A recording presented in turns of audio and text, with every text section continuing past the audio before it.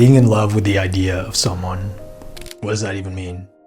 To me, I think that means you think about someone a lot and you have this sort of fantasy world in your head where you and them are together, or you just interact with them and the relationship is really good, like everything flows smoothly, and every time you think about them you get really happy or you get really excited, and it's always some mental place that you can come back to, this idealized version of how you want things to be, this idea of how you want your reality to be with this other person involved in it.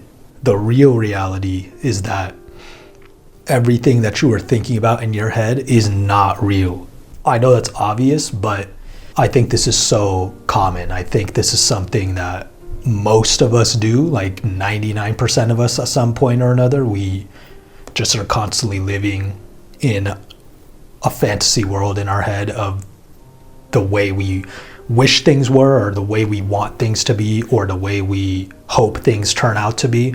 But the problem with that, in my opinion, is that things are not always going to turn out that way. When you spend so much time with the version of this other person that you've created in your mind, you start to get attached to that version of this person.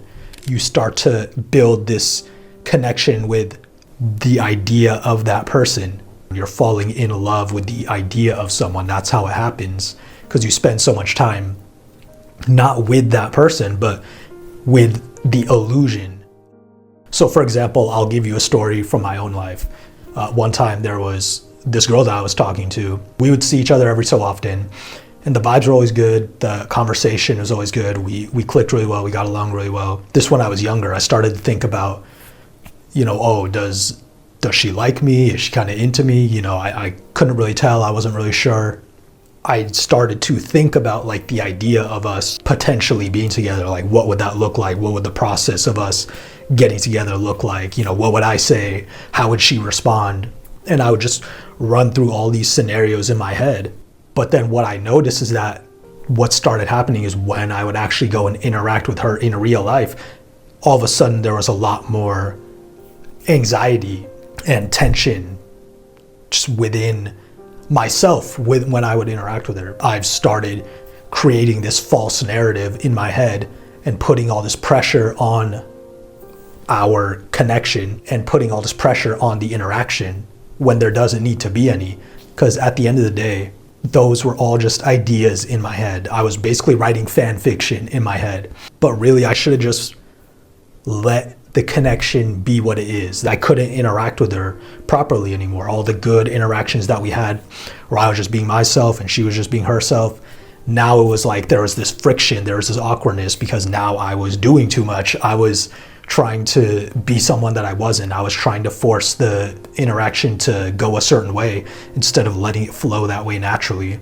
And I feel like that's kind of just a microcosm for life in general. Sometimes we want to force things to be a certain way. We want to fight against the grain. We want to fight against the flow of life, against the current of life. But it's a lot easier if you just flow with the current and accept reality for what it actually is. When you accept reality, the reality of your situation for what it actually is, that releases so much tension, that releases so much anxiety, because you're just accepting the truth. You're accepting what is real. You're accepting what is. That's when you get this deeper sense of peace, of calm, because there's nothing that you have to do. You don't have to change the situation in any sort of way. You have to let go. You have to let go of these attachments.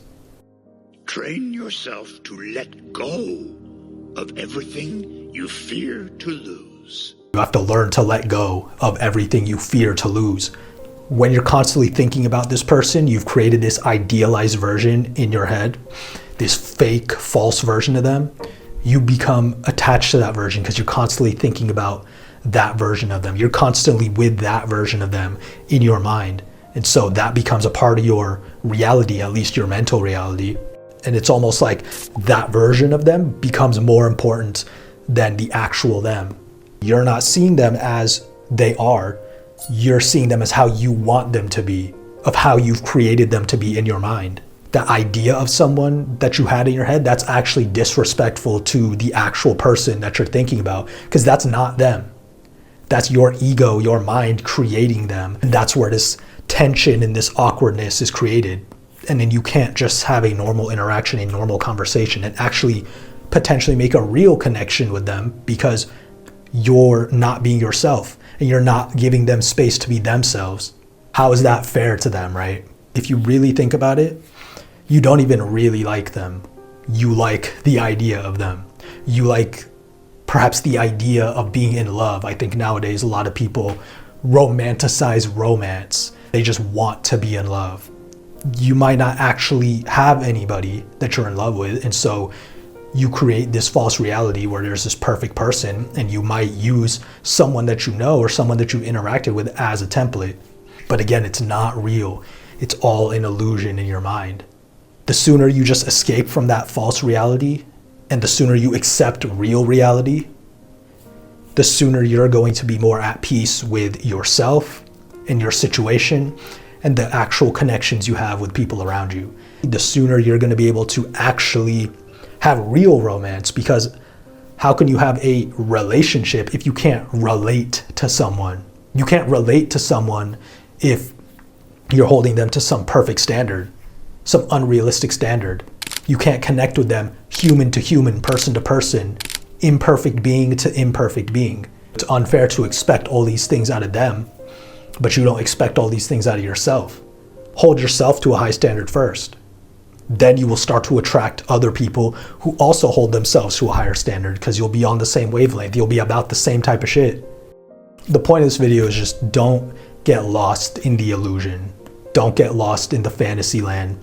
I know nowadays when we're all separated, we're all just working from home, or we're just on our phones all day. We're not really interacting with each other as much. It's so easy to get lost in your head, lost in, virtual reality, lost in the fantasy reality in your mind.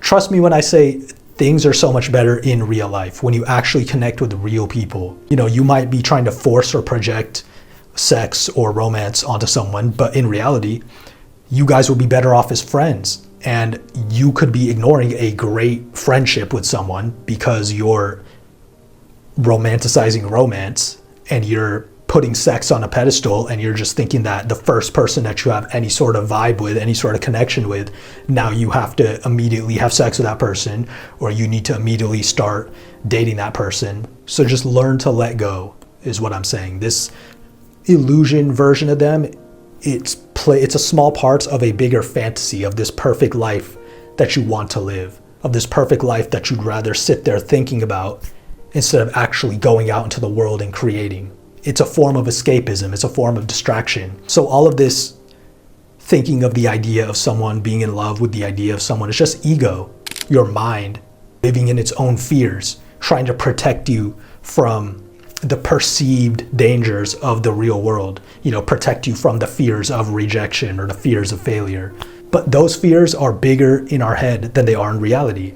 When you actually go out into the world, it's not that big a deal to fail to try something and fail, or to meet someone and try and connect with someone and you get rejected. It's actually not that big a deal. If there's someone out there that you want to ask out, or someone out there that you might be interested in, go and talk to them.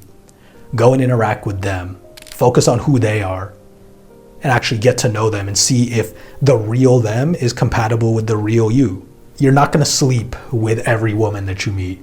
You're not going to date every woman that you meet, or every woman that you have some sort of good connection with.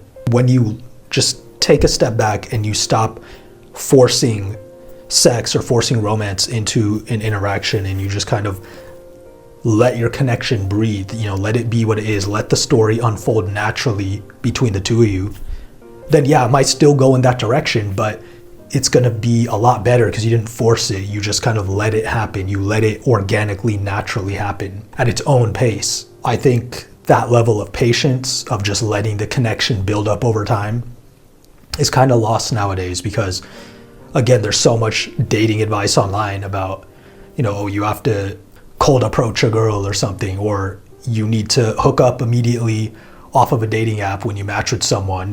Before you go on any actual dates, you have to hook up right away.